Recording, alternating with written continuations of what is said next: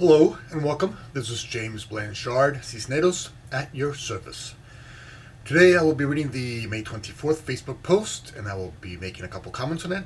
And I trust that it will assist both of us on our journeys. Here we go. It is our own thoughts that trap or free us. If our thoughts have trapped us in a world of judgment, anger, and chaos, then know that it is also our own thoughts that can set us free. When we realize that only our thoughts can hurt us, we will stop directing our attacks outward and start working on changing our own internal dialogue.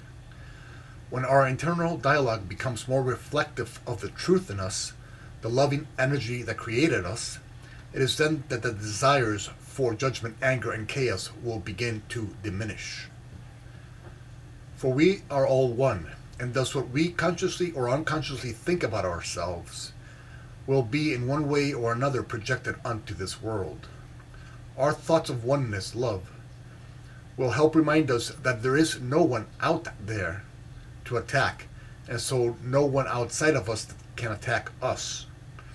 If there's no one you must defend against, then the outside world once again becomes a safe, loving, and peaceful place. Once the ego's illusionary thoughts cease to have effect on us, it is then when true freedom from them will be experienced.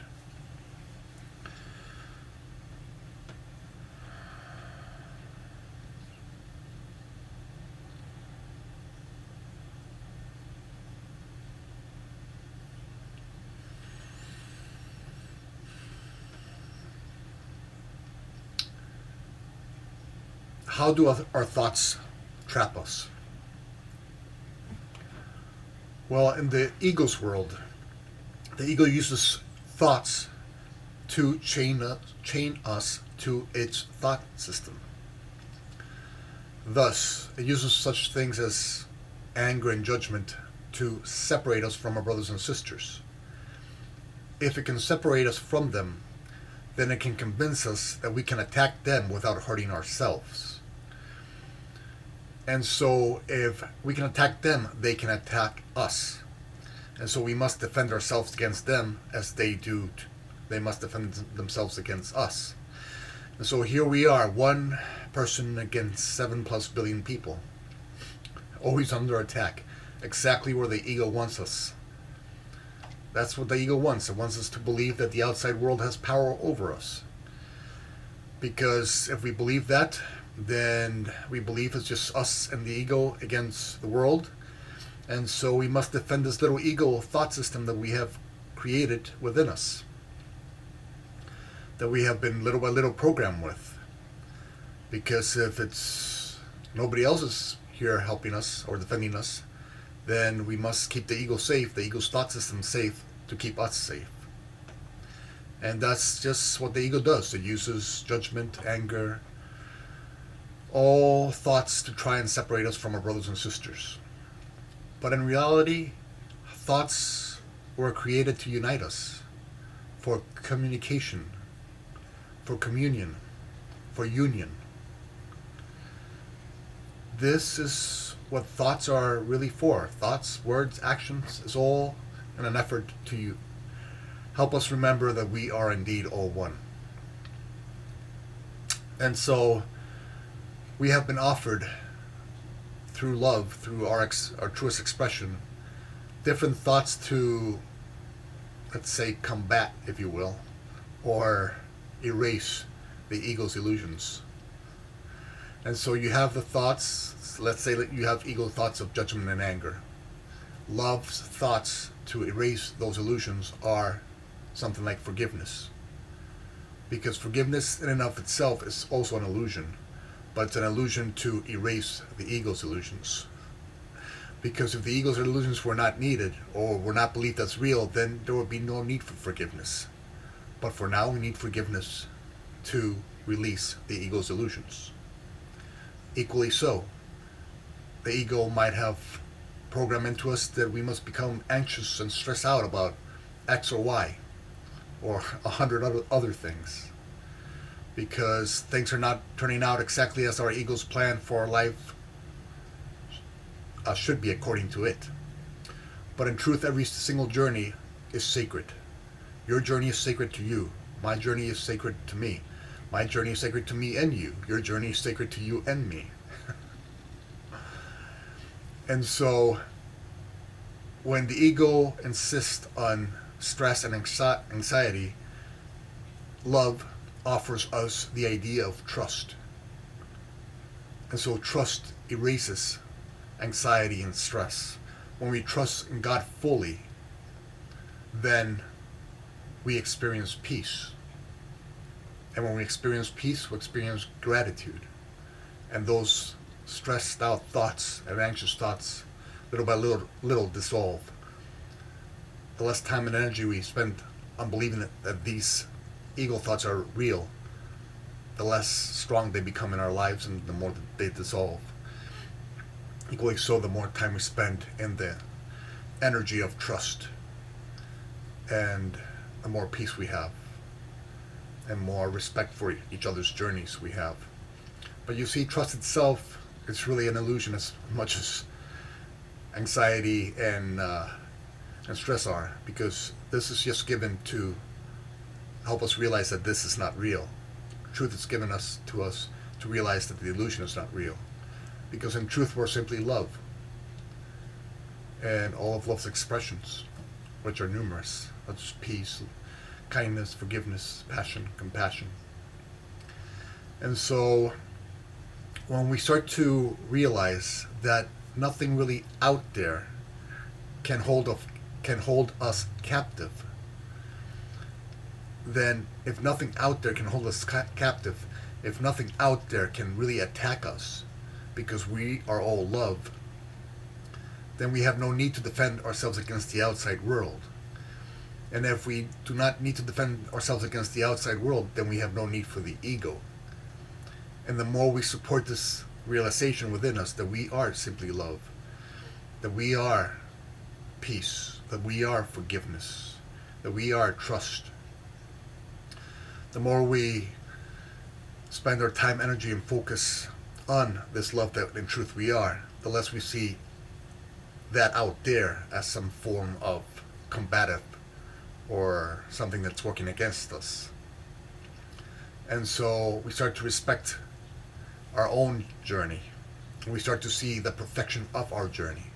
And because we're all one, we start to see and believe in the perfection of everybody else's journey, no matter what the ego says that it looks like. We simply respect their journey exactly as it is, because we now respect ourselves. We experience peace because there's nothing to defend ourselves against, because we know our brothers and sisters are not truly judging and being angry at us. And even if they are, that's just an illusion. That's just a fantasy that they believe is real. But we don't have to believe that fantasy is real. We simply hold the thought of forgiveness. And we value the thought of forgiveness over judgment and anger. And so we make the thought of forgiveness real, more real than the illusion. When we hold the thought of trust as real, then we don't worry about how our life is looking like to the ego, to our ego, to other people's egos. We simply trust that our journey is being executed, even though that's not a very loving word, executed. Our journey is perfect, even when we use words that are not perfect, or when our ego says that we're using words that are not perfect. Our journey is exactly how it's supposed to be. And as we align more with the truth within us, with our gifts, with the love, compassion, kindness, joy, passion, that is individual to us, that is individual, it's all one, and yet each one of us has specific gifts to offer this world. And each individual's gifts are perfect for the whole world. Because if they weren't perfect for the whole world, then those individuals will not be here right now. Your brothers and sisters are here right now, each with their own gifts. They might not yet be aware of their gifts, but that does not mean that they do not possess them now. And so what we are gifting today to the world, is that we are choosing to see our brother's gifts, even if they yet remember their own gifts. We see the love that they are. We see that their ideas of judgment and anger are simply illusions they're buying as real, that they are indeed love, that they are perfection, that they are forgiveness, that they are God's creations. And the more we support the truth in them, the more we strengthen the truth in ourselves. The more we strengthen our belief in trusting in God's plan, which is really our highest will plan. Our highest will plan and God's plan is one. And so, see, we use these thoughts that we're expressing now to unite us, not to separate us, as the ego would have us do, not to just defend itself, its little thought system as real. So unite all of us, to remember that we're all one, that we all have sacred gifts within us, that we all are indeed sacred beings, because we are God's expression, we are God's creation, we are love's creation. And so you are perfect, no matter how much you or I may be buying into the ego's fairy tale as real. Each of our journeys is perfect. Each of our journeys is sacred. So let's set aside self-judgment today. Let's set aside anger. Let's set aside judgment of others today.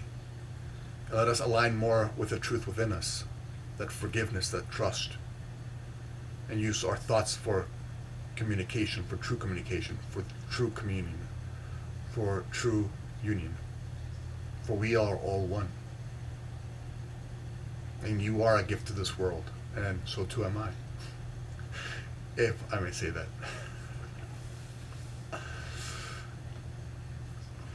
Okay. Thank you very much for your time. I love you very much. You are indeed a gift to this world. Please remember that today.